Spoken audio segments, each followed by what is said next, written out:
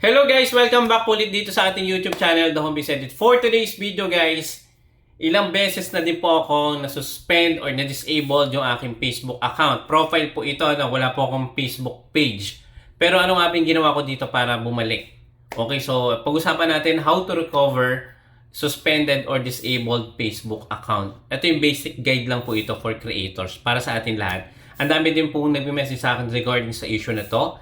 At ilang beses na silang na-suspend. Pero ito lang po pala yung dapat talaga nating gawin. Okay, meron akong bonus tips sa huli. So, tapusin itong video na to para at least, di ba? If ever na suspend ka na, ano yung mga dapat mong iwasan? Or kung hindi ka pa na-suspend, kailangan mo talaga itong gawin. Okay? So, kapag ang Facebook account o page ay na-suspend o na-disabled, hindi ibig sabihin permanente na siya, hindi na natin siya mabubuksan. Mabubuksan pa natin siya as long na tama yung pag-appeal natin. Okay? So, hindi siya mawawala. Sa maraming pagkakataon, may posibilidad pa itong ma-recover. Katulad nung nangyari sa akin. Sa pamamagitan ng number 1, pag-appeal at tamang proseso. Narito yung 5 basic tips na pwede nyo i-consider or basic guide po talaga ito. Usually ito yung binibigay din sa atin ng mga support. So, ilang beses na din ako nag-contact sa support. So, ito lang din naman yung sinesend sa akin. Okay? So, ito yung 5 basic tips at steps na maaaring sundin ng creator kung sakaling mangyari ito sa kanilang account or page. Okay? So, number 1, ito. Alamin ang dahilan kung bakit na-suspend ang account or Facebook page nyo. Okay? Unang hakbang, ayan, alamin kung bakit na-disable or na-suspend ang Facebook account. Karaniwan itong nangyayari kapag may mga paglabag sa mga sumusunod. Alam niyo naman, ito yung mga policy, yung Facebook Community Standard, copyright issue, reuse content issue, ayan, mga kahina-hinala na activity o suspicious. O ito yung hindi mabilang na pagme-message, pag-i-spam, ayan, karaniwan suspend. Even yung personal account natin, hindi lang sa page. Maraming report mula sa iba't ibang user. Kung kayo po ay more on politics yung inyong mga content, possible ito prone po yan sa sa reporting. Okay? Prone po yan sa pag-disable o suspend ng account. Ano pa ba yung mga content na yan? Yung mga gambling, prone po yan sa pag-suspend. Yung mga civic issue, yung mga sensitive topics, yung mga sexual content, prone po yan sa pagka-disabled ng account or page nyo. Yung fake name or even yung identity issue. Alam nyo po ba, nung nagkaroon si Facebook ng Meta Verified badge or yung blue check, dalawa pala yung Facebook account ko. So ngayon, nung binerify ko guys yung aking main profile, meron pala akong mga details na kumuka doon sa main profile ko. So, ano yung ginawa ko? Dinilit ko na or deactivate ko yung second account ko para lang ma-recover ko yung Facebook page ko o yung Facebook profile ko. Kung kayo po ay meron mga multiple accounts sa inyong Facebook, make it sure na iwasan yung gamitin yung full name, yung contact, or yung even email number. Kung gagawa kayo ng bago. Hayaan nyo lang siya guys na maproseso sa pag-appeal. Okay? So, ganun yung ginagawa ng Meta Verified. Chine-check niya kung etong profile or account na ito is merong kamuka. So, ang gagawin, i-disable yung hindi na active or yung copycat o yung tawag dito, replica na profile.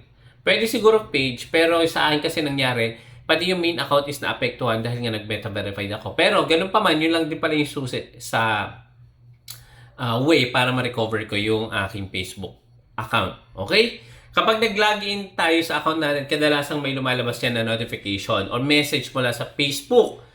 Bakit ito na-disable? So, papakita ko sa inyo parang ganito siya guys. Ayan. So, na-disable yung account ko guys noong June 19. Actually, 3 beses po ito, Kapag po naka-receive kayo ng ganitong notification, ayan, kung makikita nyo yan, kasi you have 180 days to take action. Ibig sabihin, ilang buwan lang to, di ba? 6 months.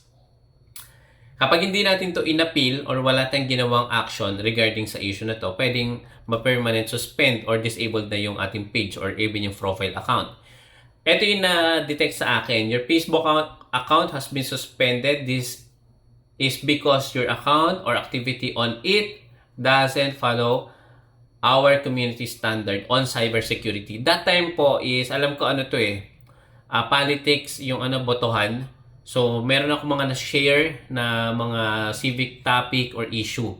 So, kaya ang daming na-suspend din that time.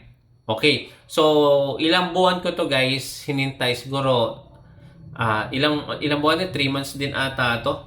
Then, ang gagawin mo dito is kailangan mo siyang i-appeal. Tapos, nung November 25, ayan, guys, ayan na-suspend ako, same issue din.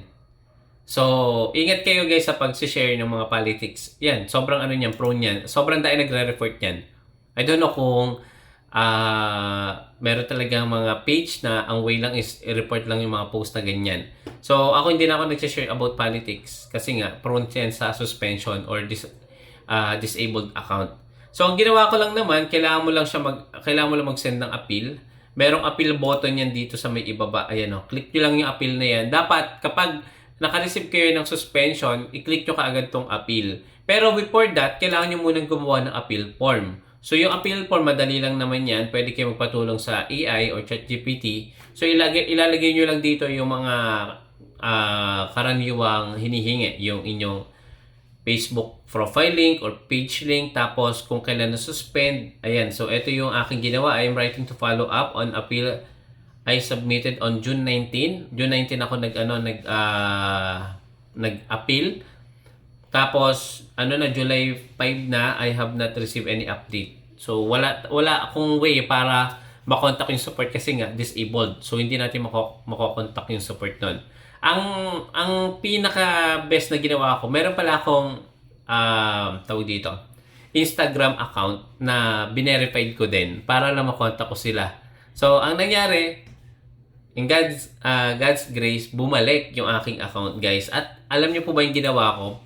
Hindi na ako, guys, nag-alis ng Meta Verified. Oo. So, ito yung ating account. Ayan. So, meron yung Meta Verified. Ito, yung blue check. Napaka-importante ngayon po ng Meta Verified. Kasi si Facebook ngayon is naglilinis po siya ng mga fake accounts, replica account, o copycat account. Kung wala tayong Meta Verified, guys, possible ma-prone niya sa suspension or disabled. So, ganun pa man, medyo malaki din yung monthly. Nasa, magkano ba to? 600 or 500 pesos. Pero ganun pa man, ilang months na ako hindi na disabled kasi nga, beta verified siya. So, etong account na to, ginagamit ko to sa affiliate marketing, sa pagpo-post ko ng mga products sa online. So, usually ito mahigpit sa Facebook dyan. Pero, dahil naka-meta verified ako guys, hindi tayo na sususpend kasi nga tayo mismo yung may hawak niyan. Okay? So, eto, kailangan nyo gawin katulad ng pinakita ko sa inyo. Number 2, mag-submit ng appeal. So, gawa po kayo ng appeal form. So, basic lang naman yung appeal form na yan. Katulad ng nilagay ko dito. Ayan, kung gusto nyo guys ng appeal form na to or follow-up appeal, ilalagay ko na lang dyan sa may description. I-copy nyo, tapos baguhin nyo na lang yung mga details para hindi na kayo gumawa pa sa ibang AI model. Okay? So, yan lang. Ilalagay ko na lang dyan sa comment section or dyan sa may description. Okay? So, yung pag-submit ng appeal, medyo matagal yan guys, no? Maghihintay lang tayo ng ilang linggo. Yung unang suspension ko, linggo lang bumalik na. Pero nung pangalawa, 1 month na. Hindi pa rin na bumabalik. Disabled pa rin siya. So, ganun. Patagal ng patagal habang palagi kayo nasususpend. So, basic step lang naman siya. Okay? So, ayan. Number 1, syempre mag-login kayo sa Facebook account nyo. Kung kayo po ay naka-Facebook app, I suggest sa Chrome kayo mag-open ng inyong Facebook account para madali nyo makita lahat. Pag Facebook application, parang wala siyang appeal button, magre-redirect pa rin kayo sa Chrome or browser. So, hanapin nyo lang yung request review. Makikita nyo yan kung kayo po ay hindi pa nakakapag-appeal. Pero kung nakapag-appeal na kayo, ang hintay nyo lang dyan yung response ni Facebook. So, isubmit nyo lang ang yung explanation kung bakit dapat may ibalik yung account nyo. So, pwede nyo rin gamitin po itong form na ito. Ito po yung form ng appeal form para makapag-appeal kayo. So, ilalagay ko na lang din dyan sa may description, sa may ibaba. Sigurado yung malinaw at maayos yung explanation mo para, di ba, maintindihan ni Facebook. Okay? So, patulong na lang kayo sa ChatGPT or any model AI dyan na available at libre. So, ito pa yung pangatlo, no, guys. Kung hindi pa kayo nakakapag-submit ng ID, meron din form po niyan para makapag-submit kayo ng ID para for validation. Mag-upload ng valid ID kung hihingi ni Facebook.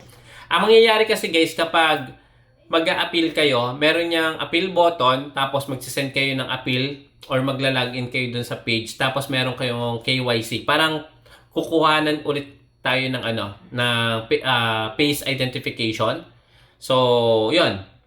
Tapos, kalakip nun, kailangan mo magpasa ng ID. I suggest passport. Lalo na kung meron kayong mga problema sa monetization payout. Passport po. Kumuha na kayo ng passport. Kasi yung driver's license, national ID, hanggang ngayon hindi pa na-verify account ko nung ito yung pinasa ko. Pero may nakausap tayong mga ibang creators na nagka-problema sa monetization. Passport lang po yung ginamit nila at bumalik yung kanilang restriction sa payout. Passport po. So, ako nga, kakakuha ko lang ng passport ko. Pero kung dati pa to dumating, baka wala akong restriction sa monetization. So, yun lang, nakakasad kasi nga meron pa akong pending payout doon hanggang hindi ko pa makuha. So, ano yung layunin ng pagsasubmit ng ID at KYC verification? Layunin nito na masiguradong ikaw talaga yung may-ari ng account. Basic lang naman siya. So, pang-apat na kailangan mong gawin, iwasan ang paulit-ulit na pag-appeal. Kapag nakapag-appeal na kayo, guys, okay na yun. Wait mo na lang ng 24 hours or ilang linggo or 7 days. Kung unang violation nyo pa lang or suspension, isang linggo babalik yan. Pero kung malala yung inyong violation or restriction, possible expect nyo ng isang buwan or mahigit isang buwan. Yung sa akin po kasi yung pangalawang violation ko, more than 1 month.